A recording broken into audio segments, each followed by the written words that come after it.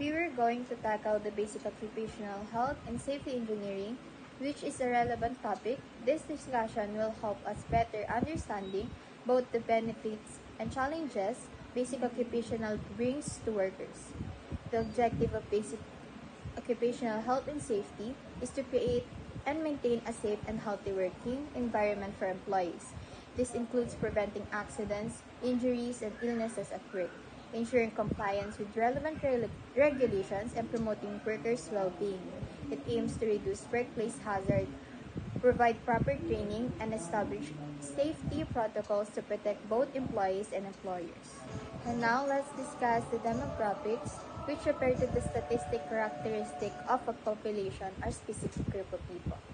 The number of population that the establishment can occupy 200 people at the same time, while the number of daily in and out goers is estimated by 102 people.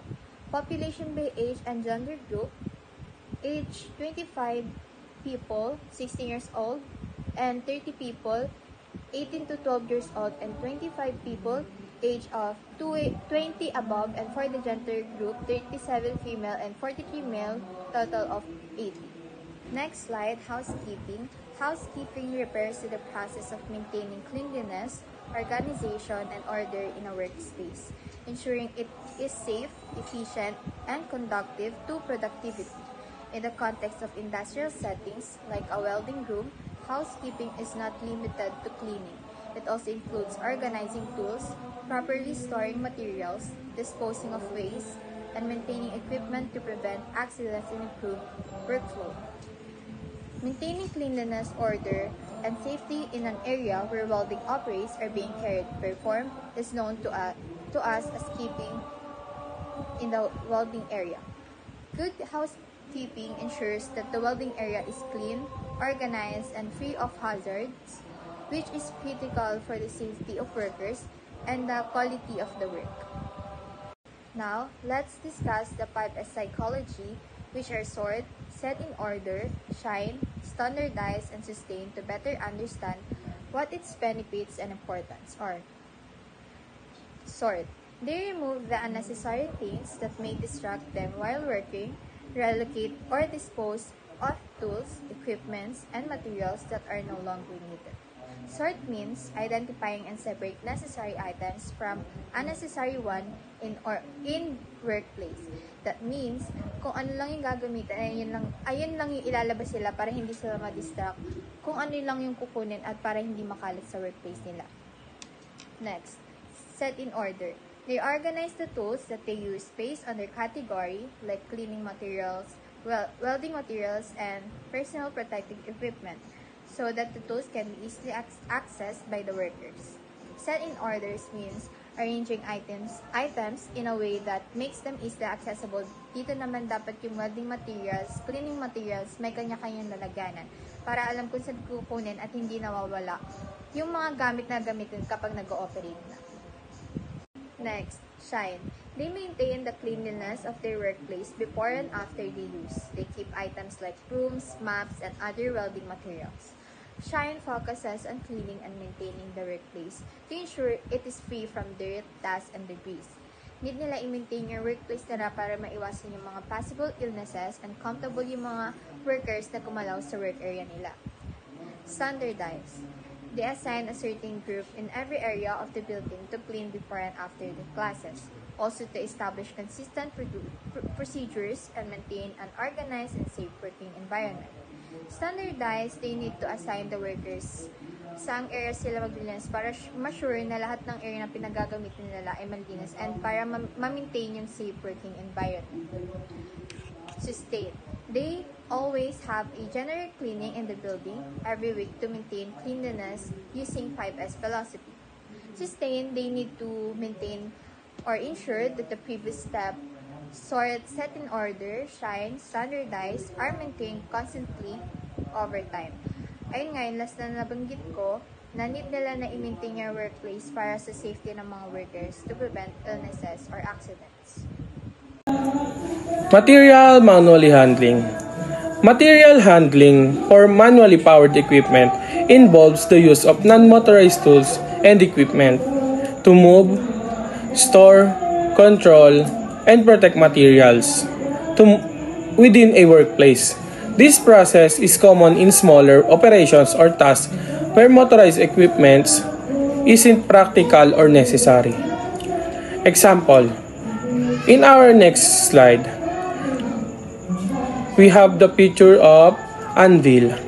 We use this tool if we have something that needs to be shaped or need to be flattened. 2. Magnetic level bar. We use this to measure a flat surface. The fluid inside of the tube needs to be balanced to know if surface is straight. And the last one, vice grip.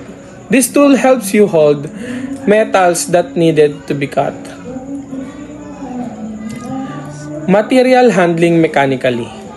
Material handling for mechanically powered equipment involves the use of motorized or mechanically driven machinery to move, lift, and transport materials efficiently and safely.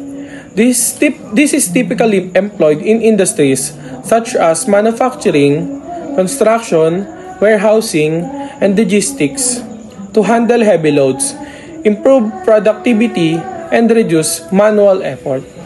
Example, in our slide, welding machine. A welding machine is a device used to join materials, typically metals or thermoplastics, by melting the work pieces and adding a filler material to form a strong joint. Second, a cut-off machine, also known as chop saw or abrasive saw, is a mechanically powered tool designed for cutting through hard materials such as metals, concrete, stones, or tile. For our safety protocols to prevent unwanted accidents while doing welding. Welding involves various hazards such as exposure to intense heat, UV radiation, fumes, and electrical currents. Following safety protocols is essential to protect welders, bystanders, and equipment. To prevent unwanted accidents, we should use welding mask. Use a welding mask with an appropriate shade lens to protect eyes and face from UV and infrared radiation. Second, safety goggles. Wear under the mask for additional eye protection against spark and debris. Welding gloves. Use insulated, heat-resistant gloves to protect hands from burns and electrical shock. Hearing protection. Wear earplugs or earmuffs in noisy welding environments. Boots or safety shoes. Use a steel-toed, non-slip and flame-resistant footwear. For our material storage is the process of organizing, storing, and managing materials or goods in a safe and efficient manner to maintain their quality, prevent damage, and facilitate easy retrieval when needed. Number 1. Protection of materials. Prevent deterioration, damage, or theft. 2. Efficient space utilization. Maximize storage capacity while maintaining access. 3. Safety. Minimize risk of accidents or injuries during storage and retrieval. Ease of retrieval. Organize material for quick and efficient access. Fire safety. Fire safety encompasses practices and precautions aimed at preventing fires, minimizing their impact, and ensuring the safety of individuals in case a fire occurs. Proper fire safety measures are crucial in homes, workplaces, and public spaces to protect lives, property, and the environment. To prevent fire outbreak, keep flammable materials, example, fuels, chemicals, papers, away from heat sources. Maintain cleanliness to prevent accumulation of combustible debris like dust, grease, or trash. Second, place extinguishers in a inaccessible location and ensure they are the correct type for the environment. Example, class A, B, or C, or multipurpose. Train occupants on how to use extinguisher with the pass method, which is pull the pin, aim at the base of the fire, squeeze the handle, and sweep from side to side. Electrical safety. Electrical safety involves following precaution and best practices to prevent electrical hazards, such as shocks, burns, fires, or equipment damage. Proper electrical safety is critical in a workplace, homes, and industrial settings to ensure the protection of people, equipment, and property. Based on our observation, the facility has taken some measures to address electrical safety, such as providing labs and having some multiple breakers. However, these actions appear insufficient to ensure comprehensive electrical safety. We saw an issue on the facility, like they have live outlets. Some outlets remain live, posing serious hazards. Live outlets can lead to electrical shocks if accidentally touched or if faulty equipment is plugged in. Next is their machine. Most of the machines doesn't have proper sockets. Some machines lack of appropriate sockets, potentially leading to unsafe makeshift connections or improper grounding. This increases the risk of short circuits, electrical shocks, or worst case scenarios, it can cause fire outbreak. These these issues are prone to accidents. The presence of these issues indicates that the machine and electrical setup are not adequately safeguarded, creating a higher likelihood of accidents.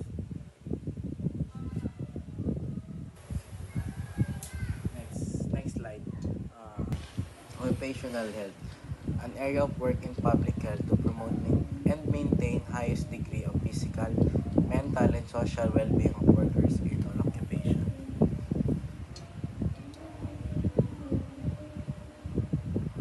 These are the common health problems that the workers encountered in the workplace.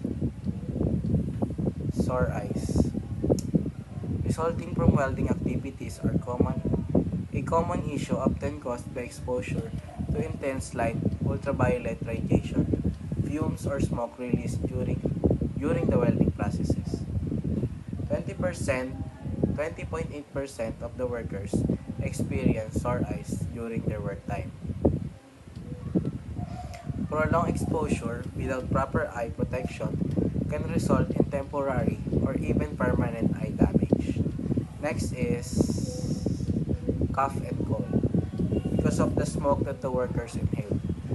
Cough and cold symptoms caused by inhaling smoke during when the respiratory system is irritated or inflamed by harmful substances presented in smoke.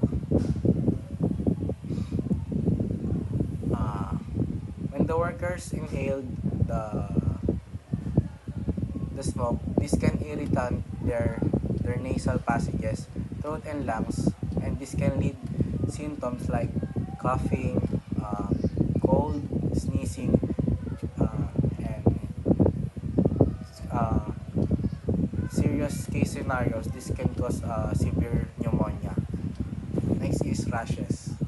Because of the small metal particles, 13.9% of the workers experience rashes in their work time. Rashes caused by small metal particles occur when these particles came into contact with the skin, leading to irritation or an allergic reaction.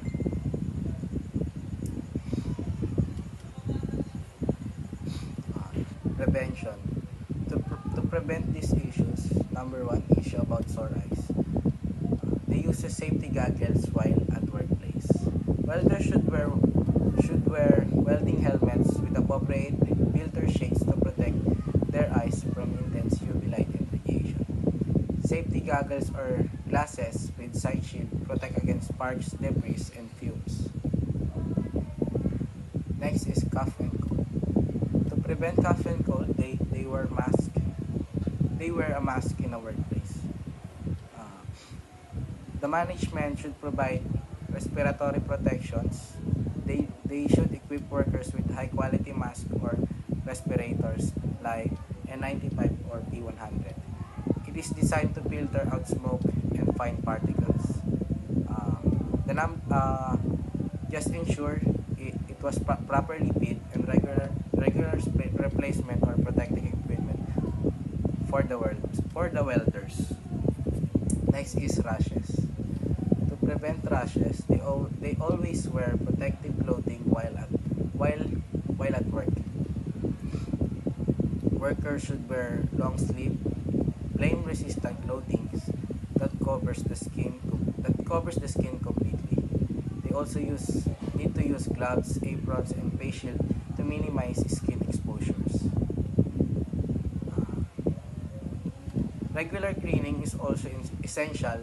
Uh, the management should encourage workers to clean their skin frequently, especially after handling metals, to remove any particles that that may sell, that may have settled. Provide access to clean water, soap, and towels for washing exposed skins. C. Assistant program. Since it's a school facility and it was a school program, the worker should have a health insurance in case an accident happens. The school 100% provides all the expenses that might be used for hospital bills, medicine, and necessities. The health insurance ensures that workers are protected against financial burdens in case of accidents or health-related issues while performing their duties. The policy covers hospital bills, medication, and other necessities, providing peace of mind for the workers. Observation and solution. Base sa aming obserbasyon, tatlong issue na nakikita namin sa workplace ay una, lack of fire exit. Although marami silang pintuan sa workplace, isa lang ang entrance at exit na dinadaanan ng workers sa kanilang facility. At ito ay can be crucial, especially in case of emergency during a fire outbreak. Ang number one na solution na nakikita namin dito is they should need add more fire exit, or kailangan nilang buksan yung ibang pintuan para daanan at labasan ng mga workers sa facility. Number two, they don't have proper outlets which is prone of electrocution. Nakita namin during our observation is wala silang proper na outlet. Nirerekta lang nila yung wires ng machine sa outlet. Ito ay maaaring mag-cause ng electrocution, short circuits, and worst case scenarios, fire outbreak. Ang nakikita kong solusyon dito is kailangan nila maglaan sila ng oras na ayusin yung mga outlet nila para na rin sa safety ng mga workers sa kanilang workplace. Number 3 is they don't have proper first aid kit. Nakita namin sa facility na meron nga sila lalagyan ng first aid pero wala naman itong laman. Alam naman natin na ang first aid ay isa sa mga mahalagang kagamitan na kailangan natin sa workplace para in case of emergency. Ang nakikita kong solusyon dito is